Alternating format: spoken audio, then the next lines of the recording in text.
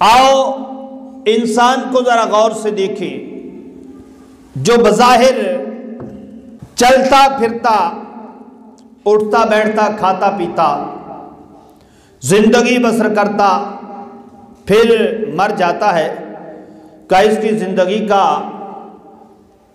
मकसद इसकी इसी कदर है कि ये चले फिरे, उठे बैठे, खाए पिए, जिंदगी बसर करे और मर जाए? अगर यही मकसद है तो हैवानात और इंसान में क्या फर्क है? इंसान और हैवान की पहचान क्या है? जी इरादा और गैर जी इरादा के अंदर क्या इम्तियाज है? साहिब अकल और बेअकल में क्या तमीज़ है? अल्लाह ताला इरशाद फरमाता है, आफा हसिबतुम अन्नमा खलकनाकुम आबासा, फरमाया क्या तुम गुमान करते हो कि हम तुम्हें बेकार और अबस पैदा किया है? फिर फरमाया अयहसबुल इंसानु अन युत्रका सुदा, क्या इंसान ये गुमान करता है कि वो बेकार छोड़ दिया जाएगा? इन आयात मुक़द्दसा से मालूम हुआ इंसान को भी अल्लाह ने किसी काम के लिए पैदा फरमाया। इंसान की हस्ती पूरी कायनात से खत्म हो जाए तो सूरज चमकता रहेगा, दरिया बहते रहेंगे, लेकिन अगर सूरज न चमके, दरिया न बहे, हवा न चले, पानी न बरसे, इसका असर इंसानी जिंदगी पर जरूर पड़ेगा।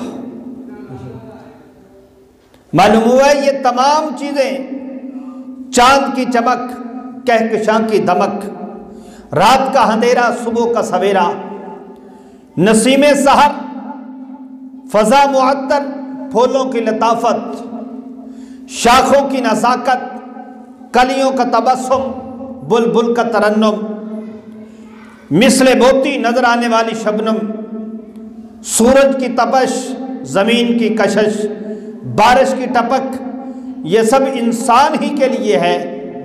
तो इंसान के लिए ये सारी चीजें पैदा फरमाई। परवरदिगार इरशाद फरमाता है, हुवल्लज़ी खलक़लकुम मा फिल अर्दि जमीआ, वही है जिसने तुम्हारे लिए जो कुछ बनाया वो जमीन में है। और फिर फरमाया सख्खर लकुमुल लैला वन्नहार वश्शम्स वल क़मर वन्नुजूम मुसख्खरातिम बिअम्रिह, कि उसने तुम्हारे लिए मुसख्खर किए रात और दिन, सूरज और चांद, सितारे उसके हुक्म के बांधे हुए हैं। अलम तरो अन्नल्लाह सख्खर लकुम मा फिस समावाति व मा फिल अर्द, क्या तुमने ना देखा कि अल्लाह ताला ने तुम्हारे काम में लगा दिए जो कुछ आसमानों में था, जो कुछ जमीनों में था, सब कुछ तेरे काम में लगा दिए। जानवर पैदा किए तेरी वफा के वास्ते, जानवर पैदा किए तेरी वफा के वास्ते, चांद सूरज और सितारे हैं जिया के वास्ते, खेतियां सरसब्ज है तेरी ग़िज़ा के वास्ते, सब जहां तेरे लिए और तू खुदा के वास्ते। वमा खलक़तुल जिन्ना वल इंसा इल्ला लियअबुदून, इंसान को किस लिए पैदा किया? फरमाया हमने इंसानों और जिन्नों को अपनी इबादत के लिए पैदा किया है। जिंदगी आमद बराए बंदगी, जिंदगी जो है ये बंदगी के लिए है, और जिंदगी बेबंदगी शर्मिंदगी। जिस जिंदगी में बंदगी नहीं है वो सिवाय शर्मिंदगी के और कुछ नहीं है। बंदा वो है जो बंदगी करता है, जो याद इलाही से गाफिल है वो मुर्दा है।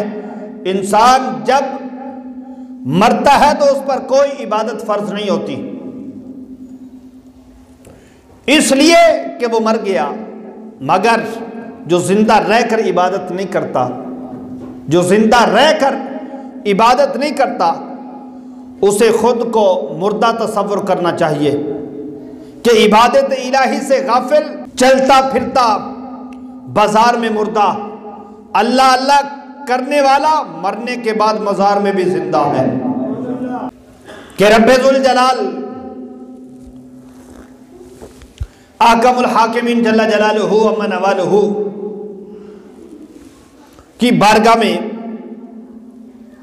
झुकने वाला, उसकी इबादत करने वाला, खुदा को याद करने वाला,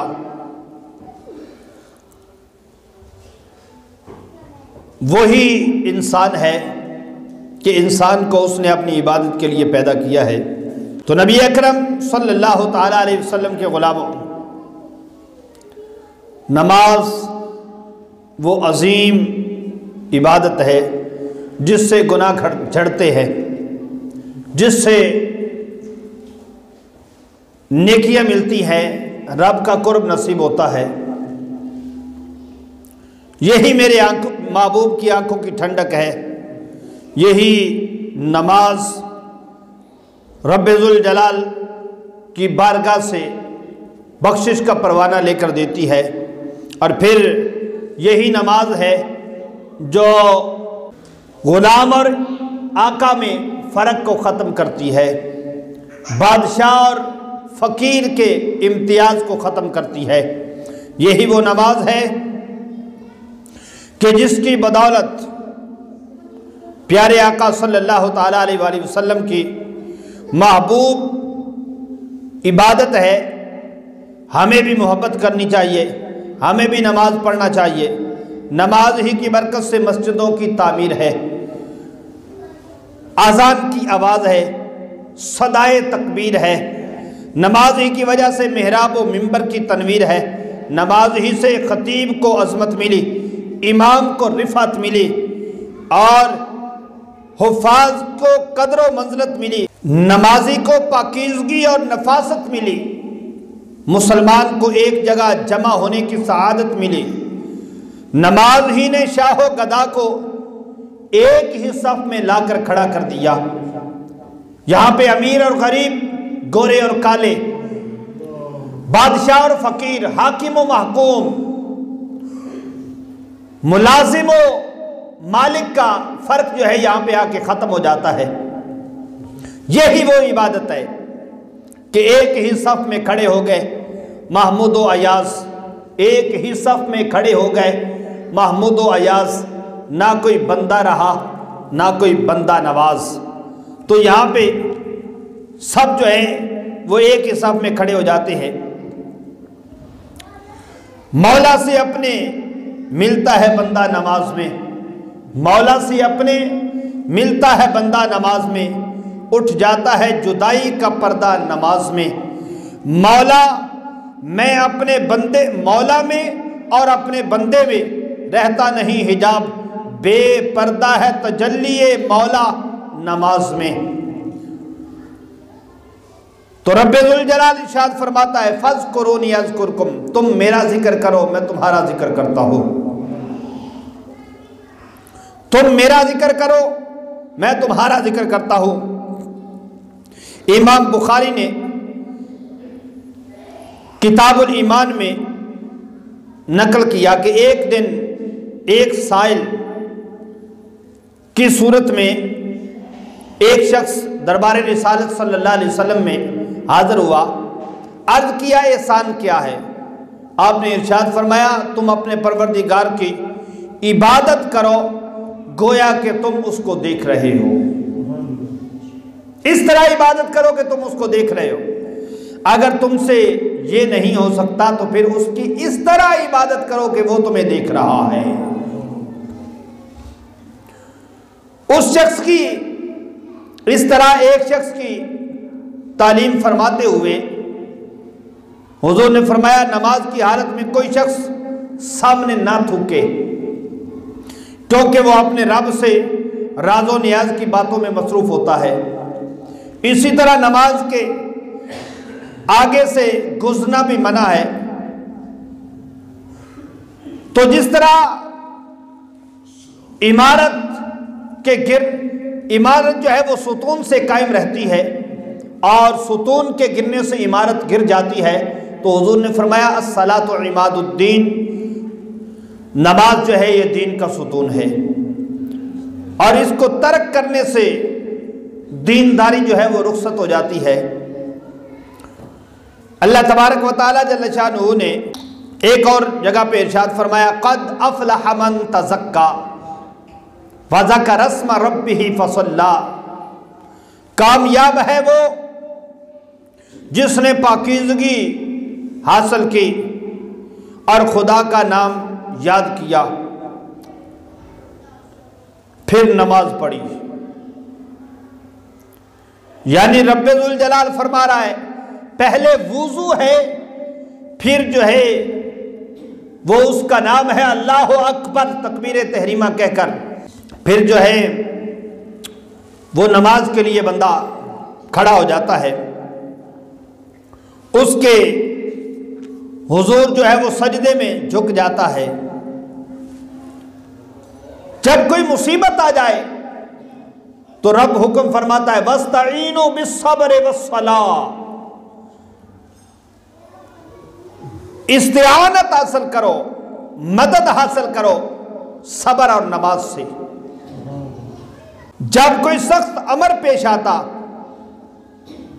हुजूर नबी रहमत सल्लल्लाहु ताला अलैहि वसल्लम नमाज की तरफ मुतवज्जे होते, हुजूर नमाज पढ़ते, रब्बुल जलाल मुश्किल को आसान कर देता, मुश्किल को टाल देता। और नबी अकरम सल्लल्लाहु ताला अलैहि वसल्लम के गुलामों, अल्लाह ने इरशाद फरमाया, वमन अअरदा अन ज़िक्री फ़इन्न लहू मईशतन दनका। फरमाया जो शख्स मेरे जिक्र से मुंह मोड़े, मेरी बारगाह में झुकने से दूर रहे, तो फरमाया उसकी माइशत को मैं तंग कर देता हूं, उसके कारोबार को मैं खींच देता हूं। वो मेरी बारगाह में झुकता क्यों नहीं? फरमाया जो मेरे जिक्र से मुंह मोड़े, फरमाया मैं उसकी माइशत तंग कर देता हूं। आज मईशत की तबाही और मईशत का रोना यही है कि हम अपने रब की बारगाह से दूर हो चुके, हम नमाजों से दूर हैं, रब के जिक्र से दूर हैं, मस्जिदें खाली है, बाजार भरे हुए हैं, कारोबार में लोग लगे हुए हैं, दिन रात ओवर टाइम ड्यूटियां हो रही है, लेकिन फिर भी परेशान है। वजह क्या है? फरमाया फ़इन्न लहू मईशतन दनका, तुम मेरे रब से मुंह मोड़ोगे, मैं तुम्हारी माइशत को तंग कर दूंगा। तो नबी अकरम सल्लल्लाहु ताला अलैहि वसल्लम के गुलामों, मैं ख़ुसूसन नौजवानों से मुखातिब हूँ कि साहिबो, सारी जिंदगी काम काज के अंदर गुजार दी और जब चलने के काबिल न रहे तो फिर मस्जिद का रुख किया। ऐसा है ये जवानी जो है आज तूने देखी है, लेकिन हो सकता है कल तुझे उठना नसीब ना हो। कई एक्सीडेंट होते हुए हमने देखे, कहीं मोटरसाइकिल से जो है वो गिरते हुए देखे और दोबारा घर न जा सके। तो क्या हाल है? काम पे गए, वहां से लाश वापस आई। तो दुनिया के ऐसे मकान की छत गिरने की वजह से नीचे दबकर मर गए, ज़लज़लों के झटकों से मर गए, एक्सीडेंट की वजह से मर गए। अरे क्या क्या किस किस अंदाज में लोग दुनिया से जा रहे हैं। सांस जो है वो पता नहीं आना है कि नहीं आना। साहेब, जवानी के अंदर जो सजदों की लज्जत है वो बुढ़ापे में नहीं है। आ जाओ रब की बारगाह में सजदा कीजिए। इसलिए तो कहते हैं कि दर जवानी तौबा करदन शेवाए पैगंबरी, दर जवानी तौबा करदन शेवाए पैगंबरी, वक्त पीरी गुर्ग जालम मेशवद परहेजगार। भाई खूनखार दरिंदा जो है वो भी बुढ़ापे में जाकर शिकार करना बंद कर देता है, वो भी शिकार नहीं कर सकता। तो ऐ नौजवान, किस इंतजार में है? किस इंतजार में है कि मैं बूढ़ा होऊंगा? यहां तो पैदा होते ही बच्चा दुनिया से चला जाता है, लड़कपन भी उसको देखना नसीब नहीं होता, उसको जवानी तो बड़ी दूर की बात है। जवानी को गुनाहों के अंदर और रात को जो है वो जाग कर इस तरह गुजार देना, वक्त ज़ाया कर देना चौकों में, फट्टों में, ग्राउंडों में, तो साहिब इसलिए नहीं बल्कि अल्लाह ने तुझे अपनी इबादत के लिए पैदा किया है। वो तो इसे ये तकाजा कर रहा है, आओ मेरी बारगाह में, आओ मेरी बारगाह में। मस्जिदे जो है वो अक्सर बुजुर्ग हजरात मसाजिद के अंदर होते हैं, लेकिन कितने अफसोस की बात है कि आजकल का नौजवान मस्जिद में जाना फैशन के खिलाफ तस्वुर करता है, और सिनेमा घरों और को आबाद करना और बाजारों को आबाद करना इसको फैशन समझा जाता है, और मस्जिदों को वीरान और दरो दीवार रो रो कर ये सदाएं दे रहे हैं कि कब हमें नमाजियों से भरना नसीब होगा, कब ये नमाजी मेरे अंदर आएंगे। आज मस्जिदें कितनी है लेकिन नमाजी नहीं है। नमाज के वक्त देखते हैं कि नमाजी कितने नजर आते हैं। ऐ साहिबो, इकबाल ने कहा था कि मस्जिदें मरसिया खाहें के नमाजी न रहे, मस्जिदें मरसिया खाहें के नमाजी न रहे, वो साहिबे ओ साफ हिजाजी न रहे। अगर नमाज के फजाइल, नमाज की बरकतें देखनी हो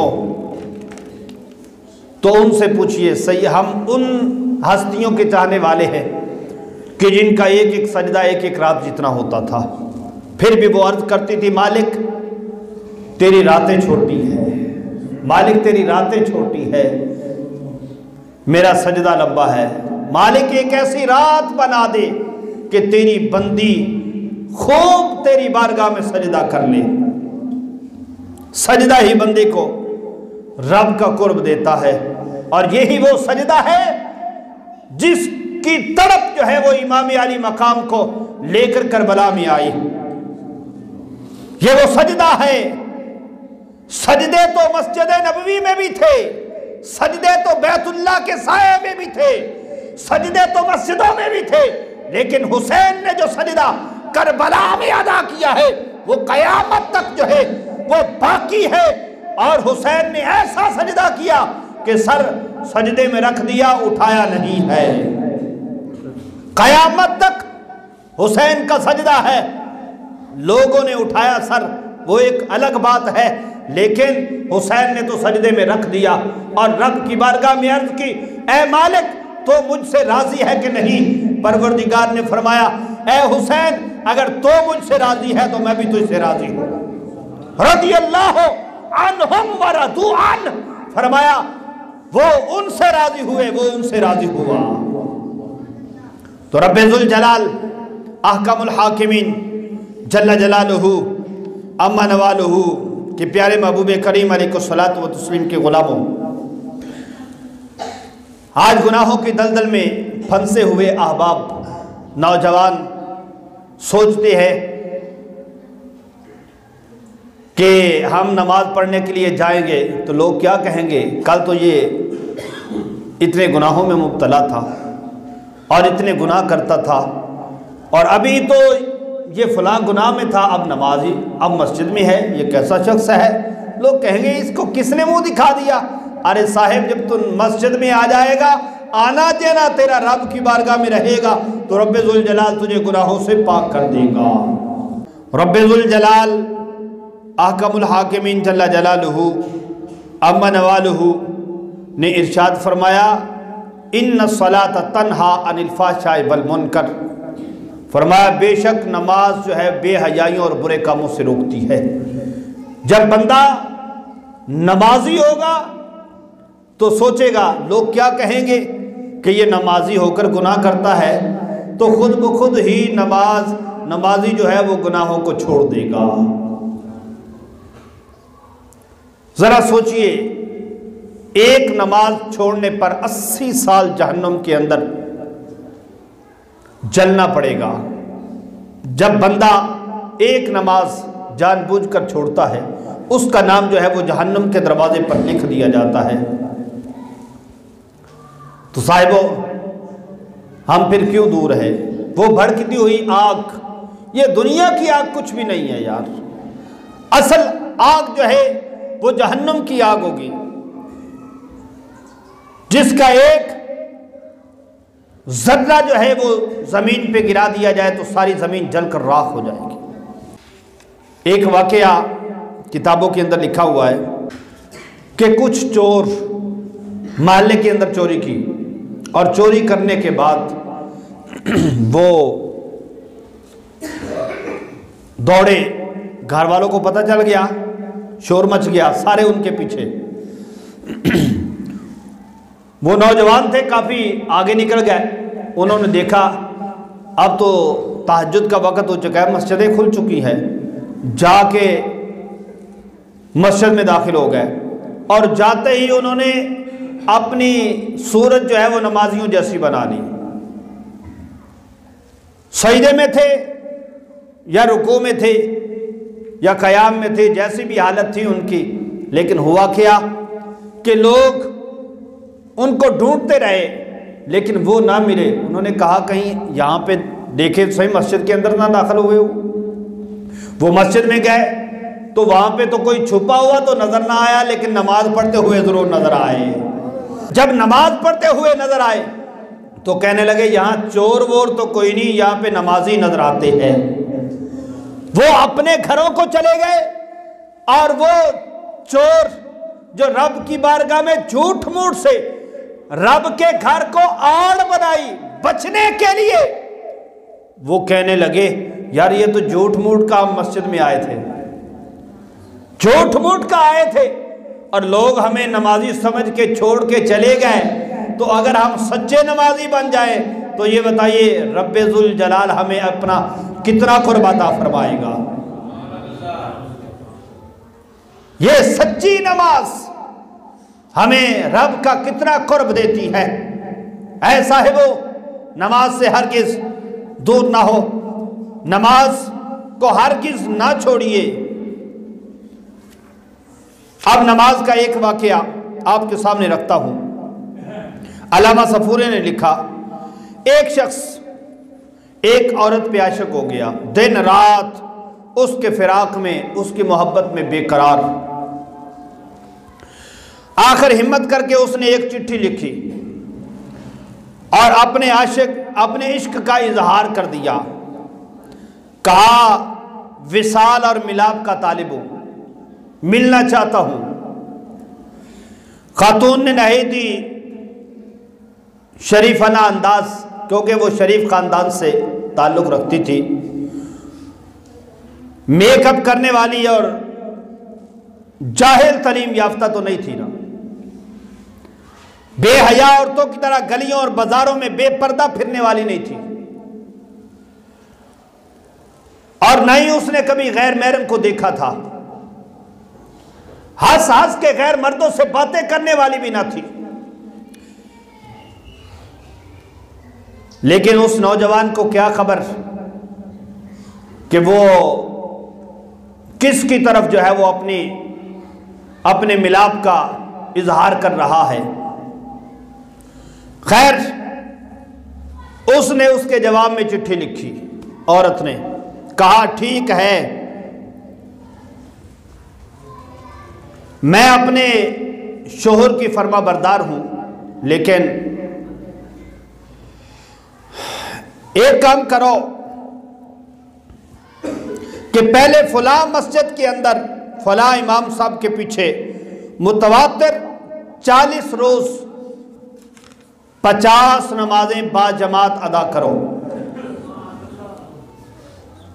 40 नमाजें, 40 दिन तक 5 नमाजें इमाम के पीछे बाजमात अदा करो। अब मरता क्या ना करता बेचारा, उसने शर्त मंजूर कर ली। आशिक जो था शर्त मंजूर कर ली।